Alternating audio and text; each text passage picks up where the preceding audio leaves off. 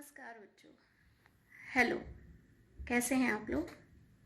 सब ठीक ठीक है। आज हम जानते हैं इस समय पर कोरोना की वजह से सभी लोग बच्चे स्कूल नहीं आ पा रहे हैं। टीचर्स उनको ऑनलाइन क्लासेस दे रहे हैं, तो हमारी इस समय बहुत परेशानी है कि बच्चे स्कूल में आके डायरेक्ट टीचर से नहीं पढ़ पा रहे हैं। तो इसलिए मैं अपने बच्चों के लिए एक small portion of lesson deliver करने जा रही हूँ, जो कि हिस्ट्री का 10th क्लास का सीबीएसई सिलेबस का लेसन है, जिसका नाम है भारत में राष्ट्रवाद, नेशनलिज्म इन इंडिया। इससे पहले आप लोगों ने 9th क्लास में भी चैप्टर पढ़ा है फ्रांसीसी क्रांति, फ्रांस की क्रांति, जिसमें आपने ये पढ़ा था कि फ्रांस की क्रांति जो थी वो हमारी 1789 में स्टार्ट हुई थी, और देश थे जो ब्रिटिश उपनिवेशवाद के अधीन थे, उन सभी में ही धीरे धीरे लोगों में जागरूकता आई और लोगों में जो अपने लिए उनकी जो समझ थी वो बदली। कैसी समझ? कि वो क्या हैं, उनकी पहचान क्या है। उससे पहले सब लोग एक अपनी नॉर्मल लाइफ जी रहे थे, उनको ब्रिटिश शासन के अधीन रहकर बहुत परेशान थे, बहुत त्रस्त थे, लेकिन उनके अंदर इतनी पावर नहीं थी, इतनी शक्ति नहीं थी, वो अपनी या फिर शक्ति को समझ नहीं पा रहे थे कि वो उनके खिलाफ भी जा सकते हैं। लेकिन जब लोगों ने फ्रांस की क्रांति देखी तो उससे इंस्पायर होके भारत में भी राष्ट्रवाद के खिलाफ, राष्ट्रवाद के लिए लोगों में एक शक्ति आई। राष्ट्रवाद का अर्थ क्या होता है? कि राष्ट्र के प्रति, अगर हम अपने राष्ट्र के प्रति लगाव का भाव रखेंगे, ये अपने राष्ट्र को, अपने देश को यदि हम अपना मानेंगे, तो इसे हम राष्ट्रवाद कहते हैं। तो इसमें लोगों की अपनी पहचान हुई कि वो कौन है, वो क्या चाहते हैं, उनकी पहचान क्या है, और ये सारी चीज़ें अलग अलग चीज़ों से हुई। जैसे अलग प्रतीक बने, अलग चिन्ह बने, राष्ट्रीय प्रतीक, राष्ट्रीय चिन्ह। लोगों ने राष्ट्र के लोगों को इकट्ठा करने के लिए विभिन्न प्रकार के उस समय पर गीत चले थे, जो कि लोकगीतों के नाम से प्रसिद्ध थे। लोग जगह जगह, लोकगीत क्या होते हैं? जो कि हम जगह जगह एक रीजनल, एक पर्टिकुलर प्लेस की अपनी भाषा में गीत गाए जाते हैं, जो कि राष्ट्र के लिए संबोधित थे, और लोग घर घर जाकर, गलियों गलियों में जाकर अपने देश के लिए गीत गाते थे, ताकि सभी लोगों में राष्ट्र के प्रति अपनत्व की भावना आए। और इन्हीं सब प्रतीकों, चिन्हों, गीतों के माध्यम से ही लोगों ने उपनिवेशवाद के खिलाफ जो उनका आंदोलन था, उससे अपनी एकता को पहचाना। क्योंकि इससे पहले लोगों को ये लगता था कि हम अलग हैं, हमारे अंदर इतनी शक्ति ही नहीं है। लेकिन इन आंदोलनों के जरिए लोगों ने अपनी शक्ति को पहचाना और अपनी एकता को पहचाना कि हाँ, हम भी मिलकर ब्रिटिश एम्पायर के खिलाफ आवाज़ उठा सकते हैं। लेकिन हर वर्ग, क्योंकि भारत में उस समय पर जब हमारा देश अंग्रेज़ों का गुलाम था, अंग्रेज़ों के अधीन था, तो अलग अलग वर्ग के लोग थे। किसान थे, मिल में काम करने वाले मजदूर थे, क्लर्क थे, और अलग अलग वर्ग के लोग थे, अमीर लोग भी थे उस समय पर। लेकिन क्योंकि उपनिवेशवाद का अर्थ सबके लिए एक जैसा नहीं था, किसी के लिए स्वतंत्रता का मतलब कुछ था कि यदि हम स्वतंत्र हो जाएंगे तो हमें ये मिल जाएगा, यदि हम ये स्वतंत्र हो जाएंगे तो हमें वो मिल जाएगा। किसानों के लिए स्वतंत्रता के मायने अलग थे, मिल वर्कर्स के लिए अलग थे, बागान मजदूरों के लिए अलग थे, सबके लिए अलग अलग थे। तो महात्मा गांधी जो थे वो ये चाहते थे कि ठीक है, इन लोगों के स्वतंत्रता के मतलब अलग अलग हैं, लेकिन हमें इन सबको एक एकता के सूत्र में बांधना है, ताकि, क्योंकि कोई भी आंदोलन किसी एक व्यक्ति या एक वर्ग विशेष के द्वारा नहीं हो सकता, उसके लिए लोगों को एकजुट होना ही पड़ेगा। तब महात्मा गांधी का ये कहना था कि हमें सभी वर्ग के लोगों को इकट्ठा करना है और उनके द्वारा एक आंदोलन शुरू करना है, और उन्होंने ये किया भी। हालांकि अलग अलग वर्गों को इकट्ठा करने में उनको उन लोगों की सोच भी अलग थी, उनके आपस में टकराव भी हो रहे थे, लेकिन फिर भी उन्होंने लोगों को इकट्ठा करने की कोशिश की और इस आंदोलन को खड़ा करने के लिए, देश की आज़ादी के लिए उन्होंने आंदोलन खड़ा किया। महात्मा गांधी जो थे, इस पार्ट में हम क्या पढ़ना चाहेंगे 1920 के दशक में, उससे आगे का हम पढ़ेंगे कि 1920 के बाद क्या हुआ था। इस पार्ट में हम असहयोग आंदोलन, सविनय अवज्ञा आंदोलन, डांडी यात्रा, रॉलेट एक्ट, जलियांवाला बाग और भी बहुत सारी चीज़ें पढ़ेंगे, क्योंकि ये पार्ट बहुत ही बड़ा है, बहुत छोटा चैप्टर नहीं है और हमारे सिलेबस में बहुत इम्पोर्टेंस है इसकी। हाईएस्ट मार्क्स जो हैं हमें इसी सिलेबस में, सबसे ज़्यादा इसी सिलेबस को, इसी लेसन को दिए गए हैं। तो थोड़ा बड़ा चैप्टर है, इसमें बहुत चीज़ें हैं हमारी पढ़ने के लिए। तो हम शुरू करते हैं। तो कांग्रेस ने आंदोलनों को विकसित करने के लिए क्या प्रयास किए, विभिन्न सामाजिक समूह जो थे उन्होंने किस प्रकार इस आंदोलनों में हिस्सा लिया, और राष्ट्रवाद की जो कल्पना थी लोगों के मन में था, ये चीज़ चाहते तो सभी लोग थे कि हम ब्रिटिश शासन से आज़ाद हों, स्वतंत्र हों, तो उनकी जो कल्पना की उड़ान थी वो किस तरह से उन्हें पता चली। तो इसका जो फर्स्ट पार्ट है इस लेसन का, वो है पहला विश्व युद्ध और खिलाफत आंदोलन और असहयोग आंदोलन। तो आपको पता है जब पहला विश्व युद्ध हुआ था 1914 से 1918 तक चला था, और 4 साल तक कोई युद्ध चलेगा तो आप सोच सकते हो कि उस समय पर हमारे देश की क्या कंडीशन होगी। 4 साल तक किसी भी युद्ध को चलाना आसान नहीं है, और उस समय पर भारत डायरेक्टली रोल प्ले कर ही नहीं रहा था, क्योंकि भारत उस समय पर ब्रिटिश शासन के अधीन था। और प्रथम विश्व युद्ध होने की वजह से भारत में बहुत सारी परेशानियां हुई, जैसे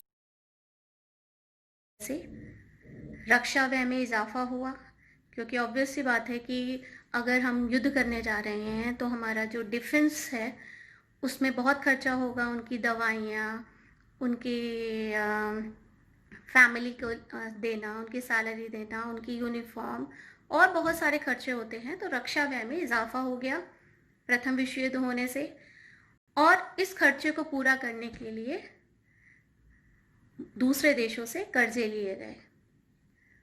और ऑब्वियस सी बात है कि कर्जे लेने से क्या होगा, हमारे ऊपर भार बढ़ेगा।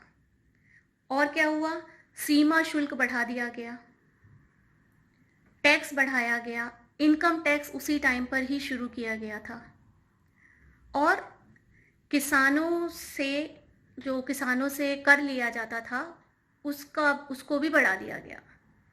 तो इस तरह से प्रथम विश्व युद्ध का बोझ जो था हर एक वर्ग पे पड़ गया। बहुत ज़्यादा जो गांव, और सबसे ज़्यादा जो गांव के लोग थे, वहाँ पर गांव से सिपाहियों को ज़बरन भर्ती किया जाता था। जो गांव के यंग लोग होते थे उन लोगों को ज़बरदस्ती पकड़ पकड़ के कि तुम्हारे घर का ये व्यक्ति जो है, ये पर्सन जो है, ये बहुत यंग है, हम ये सिपाही बनने के लायक है, चाहे वो विलिंग हो या ना हो, चाहे वो चाहे या ना चाहे, उसको ज़बरदस्ती सेना में भर्ती कर दिया जाता था। और इसकी वजह से जो गांव में था वो लोगों में बहुत ज़्यादा गुस्सा था कि, और ऑब्वियस सी बात है अगर कोई जाएगा युद्ध करने तो उसकी ज़िंदगी का तो कुछ पता ही नहीं है, क्या पता वो जिंदा बच के आ जाए या फिर हो सकता है कि वो मर ही जाए। तो गांव के लोग जो थे वो बहुत ही ब्रिटिश सरकार के खिलाफ बहुत ज़्यादा गुस्सा था उनके अंदर। फिर उसके बाद और परेशानियां आई, प्रथम विश्व युद्ध के साथ तो ये सब परेशानियां थी ही थी, फिर उसके बाद और परेशानियां, जैसे 1918 से 1919 से, और 1919 से लेकर 1920 तक, और 1920 से 1921 तक फसलें खराब हुई। जब फसलें खराब हो गई तो लोगों के पास खाने की कमी हो गई, खाद्य फसलें नहीं रही, और उसी समय पर फ्लू, प्लेग की बीमारी फैली, और इस तरह से खाने की कमी और महामारी के कारण उस समय पर 120 से 130 लाख लोग मारे गए। आप सोच सकते हो इतने सारे लोगों के मारे जाने से क्या होगा? उस समय पर हमारे भारत की स्थिति बहुत ही खराब थी, और इतना खराब होने के बावजूद लोगों के अंदर जो गुस्सा था वो दिन पर दिन ब्रिटिश शासन के खिलाफ बढ़ता ही जा रहा था। फिर उस समय पर हमारे महान नेता जिन्हें हम सभी जानते हैं, राष्ट्रपिता महात्मा गांधी आए। उससे पहले वो 1915 में वो भारत लौट के आए। उससे पहले वो दक्षिण अफ्रीका में वकालत की पढ़ाई कर रहे थे। और आप पहले आपने शायद पढ़ा हो या ना पढ़ा हो, मुझे नहीं पता, लेकिन मैं आपको ये बताना चाहूँगी कि दक्षिण अफ्रीका में भी नस्ल भेदी सरकार थी। रंग भेद किया जाता था। रंग भेद यानी गोरे और काले का भेद। तो वहाँ पर दक्षिण अफ्रीका में रहते हुए भी महात्मा गांधी ने जो रंग भेद की नीति थी, इसके खिलाफ उन्होंने दक्षिण अफ्रीका में भी आंदोलन चलाया था। और फिर 1915 में वो जब भारत आए तो उन्होंने भारत की स्थिति देखी। उन्होंने देखा चारों तरफ परेशानी हो रखी है, सभी व्यक्ति परेशान हैं। ब्रिटिश शासन ने लोगों को बहुत ज़्यादा परेशान कर रखा है। चारों तरफ महामारी, गरीबी सब फैली हुई है। तो उन्होंने सोचा कि हम किसी तरह से लोगों को किस तरह से इन चीज़ों से उबार सकते हैं। और उसका एक ही तरीका था कि आंदोलन करें और ब्रिटिश शासन से अपने आप को आज़ाद कराएं। और महात्मा गांधी सभी जानते हैं कि सत्याग्रह को मानते थे वो, कि सत्याग्रह का अर्थ क्या है। सत्याग्रह को अगर हम दो भागों में बांटें, सत्य जमा आग्रह, यानी सत्य के लिए आग्रह, सत्य की खोज यानी सत्य की शक्ति पर आग्रह, और सत्य की खोज। उनका कहना है कि जो हमारा दमनकारी शत्रु है, जो हम पर शासन कर रहा है, हमें उसकी आत्मा तक पहुंचना है, कि वो अंदर तक हम उसको झंझोड़ दें कि वो आखिर में परेशान होकर हमारी बात को माने। हिंसा से नहीं करना, अहिंसा से करना है। अहिंसा यानी नॉन वायलेंस, कि बिना किसी हथियार के, बिना किसी मारकाट के अपनी बात को मनवाना। ठीक है। तो उनका ये कहना था कि इस तरह से यदि हम करेंगे तो हमेशा जो जीत है वो सत्य की ही होगी। तो ये था सत्याग्रह का विचार, कि सत्याग्रह के द्वारा हम किसी भी दुश्मन को पराजित कर सकते हैं। और फिर उसके बाद उन्होंने अपने वॉलंटियर्स पूरे इंडिया में भेजे, जो कि हर राज्य की स्थिति को जाने कि वहाँ पर किस तरह की लोगों की समस्याएं हैं। और इस तरह से उन्होंने अलग अलग राज्यों में जब अपने वॉलंटियर्स भेजे तो उन्होंने आके उनको सूचना दी कि भाई इस तरह से वहाँ पर ये प्रॉब्लम्स हैं। तो सबसे पहले महात्मा गांधी ने जो शुरू किया था 1916 में, वो गए थे बिहार के चंपारण इलाके में। बिहार के चंपारण इलाके में शायद आपने पहले भी 8th क्लास में भी पढ़ा है कि चंपारण इलाके की प्रॉब्लम क्या थी, कि वहाँ किसानों से ज़बरदस्ती नील की खेती कराई जाती थी। नील की खेती के साथ समस्या ये थी कि नील का पौधा जिस जमीन पर उगाया जाता था, वो जमीन उसके बाद वो बंजर हो जाती थी। उसके बाद आप कोई दूसरी खेती नहीं कर पाते थे। तो वहाँ के किसान इसी बात से परेशान थे, क्योंकि अंग्रेज उनसे ज़बरदस्ती उनकी ज़मीन पर नील की खेती करवा रहे थे। ये पहला उनका आंदोलन, या फिर आंदोलन नहीं कहेंगे हम, बल्कि उनका एक रैली थी, जो कि जगह जगह जाके वो देख रहे थे कि लोगों की क्या परेशानियां। 1916 में वो बिहार के चंपारण इलाके में गए। फिर 1917 में वो गुजरात के खेड़ा इलाके में गए। गुजरात के खेड़ा इलाके में क्या प्रॉब्लम थी? किसानों से, क्योंकि जो उस समय पर उनकी फसल खराब हो गई थी किसानों की, और प्लेग की बीमारी फैल रही थी। तो उनकी फसल खराब होना, बीमारी होना, जिसकी वजह से वो अपना कर यानी टैक्स नहीं चुका पा रहे थे। और टैक्स या कर ना चुकाने से अंग्रेज उनके ऊपर अत्याचार कर रहे थे, क्योंकि अंग्रेज़ों को तो अपना टैक्स चाहिए था, कर चाहिए था। तो इस तरह से 1917 में वो खेड़ा गए। फिर 1918 में वो अहमदाबाद में सूती कपड़ा मिल मजदूरों के पास गए। सूती कपड़ा मिल मजदूरों ने उस समय पर हड़ताल की हुई थी। क्यों? क्योंकि वो अपनी सैलरी बढ़वाना चाहते थे मिल मजदूर, क्योंकि उनको जो सैलरी यानी तनख्वाह दी जा रही थी वो उस समय की जो कॉस्ट ऑफ लिविंग है उस समय के लिए वो उनके हिसाब से कम थी, वो उसको बढ़वाना चाहते थे। तो इस तरह से उन्होंने जगह जगह जाकर महात्मा गांधी ने 1916, 1917, 1918 इन जगहों पर जाकर अलग अलग लोगों की, किसानों की, मिल मजदूरों की समस्याओं का जायजा लिया। और आपको इम्पोर्टेंट बात मैं जो बताऊं कि ये और भी चीज़ें हैं जो आपको मैप में भी भरने के लिए आएंगी, लेकिन ये 3 चीज़ें भी मैप में भरने के लिए आती हैं। 1916 यानी चंपारण, 1917 यानी खेड़ा, 1918 यानी अहमदाबाद। तो ये आपको ध्यान रखना है। इसके बाद आता है हमारा रॉलेट एक्ट।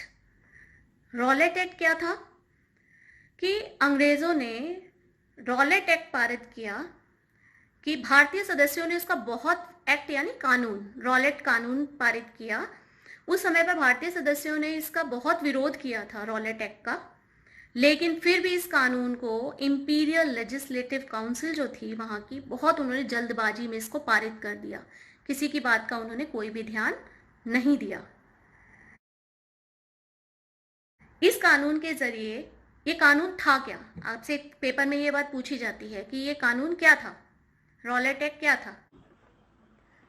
रॉलेट कानून के जरिए सरकार जो राजनीतिक गतिविधियां थी उनको कुचलने का अधिकार, और जो राजनीतिक कैदी थे उनको बिना मुकदमा चलाए, यानी उनको अपना वकील रखने तक का अधिकार नहीं था, बिना मुकदमा चलाए उनको 2 साल तक जेल में रखने का अधिकार मिल गया रॉलेट कानून के जरिए। तो ये था रॉलेट कानून। तो रॉलेट कानून जो था, जब इतना सब कुछ हो गया तो ऑब्वियस सी बात है कि लोग इसके खिलाफ आंदोलन करेंगे। तो जगह जगह रॉलेट एक्ट के खिलाफ आंदोलन होने शुरू हुए, जगह जगह रैलियां निकाली लोगों ने, हड़तालें करनी शुरू कर दी, और जो रेलवे कर्मचारी थे वो भी हड़ताल पे चले गए। जितनी भी संचार सेवाएं थी, कम्युनिकेशन जितना भी था, वो सब ठप हो गया।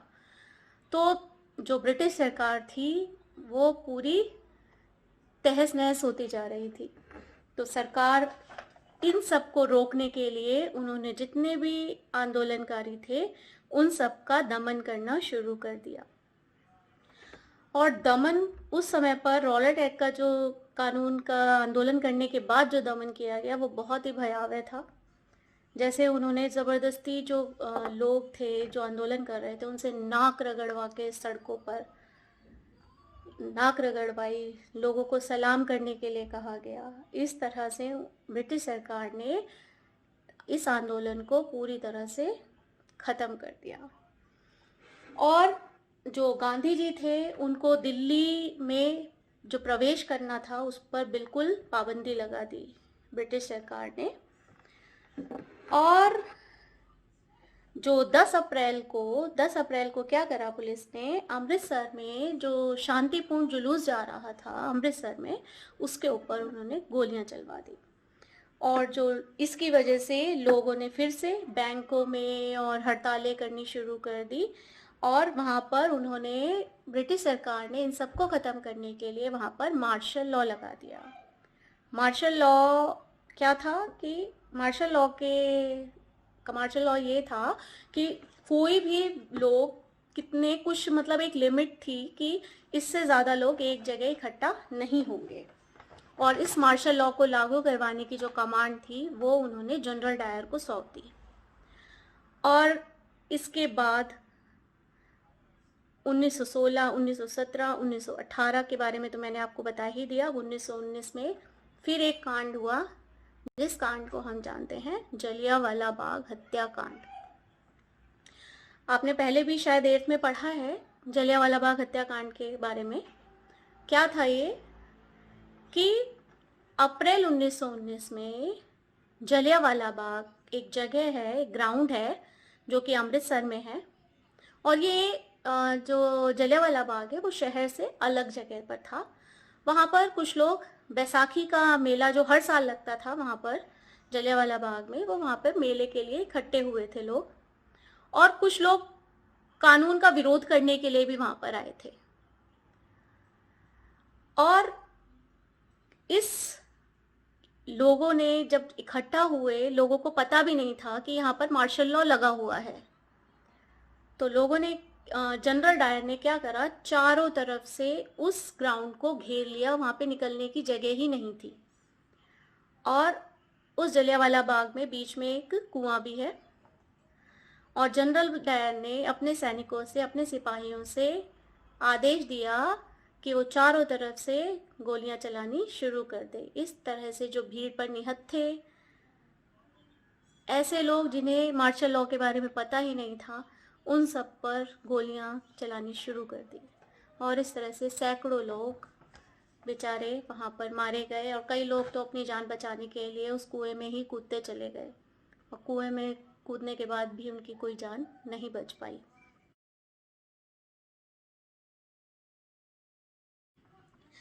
इस तरह से तो आपने देखा कि जो रॉलेट एक्ट था बहुत बड़ा आंदोलन था, लेकिन वो सिर्फ शहरों और कस्बों तक ही सीमित था, और शहरों और कस्बों से ही एक जन आंदोलन नहीं बन सकता था।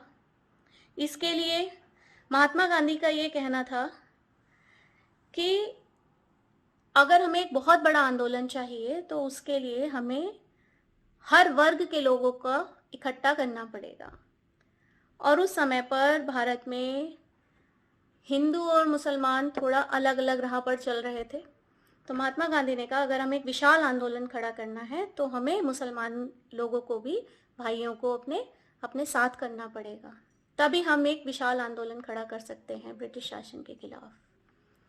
अब मुसलमानों को कैसे इकट्ठा किया जाए, उस समय पर महात्मा गांधी को एक उपाय सूझा।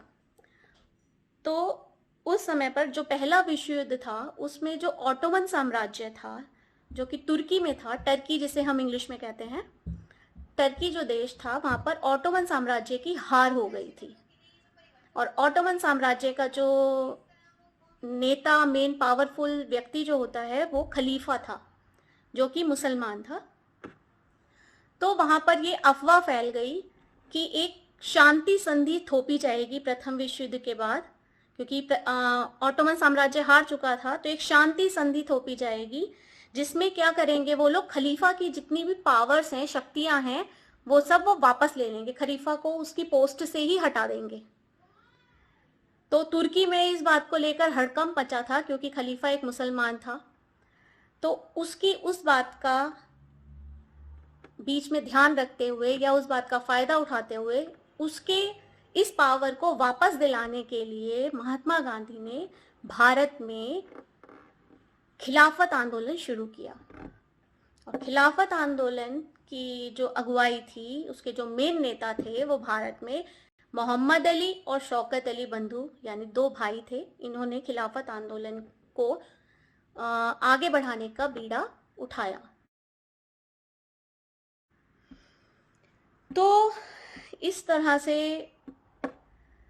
खिलाफत आंदोलन के बारे में आपको मैंने बताया, और खिलाफत आंदोलन भी इस चैप्टर में बहुत इंपॉर्टेंस रखता है। खिलाफत आंदोलन के बारे में भी कई बार पूछ लेते हैं।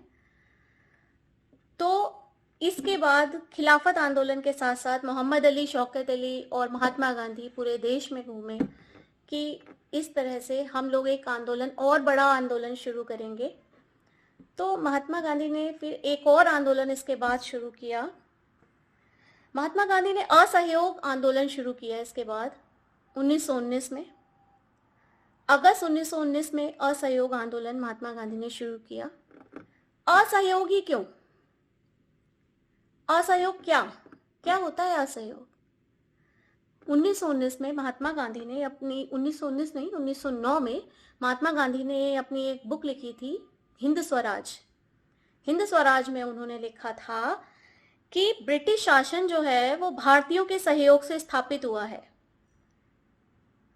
यानी जो ब्रिटिश शासन, जो ब्रिटिश लोग हमारे देश में आए हैं, वो भारतीयों के सहयोग से ही आए हैं।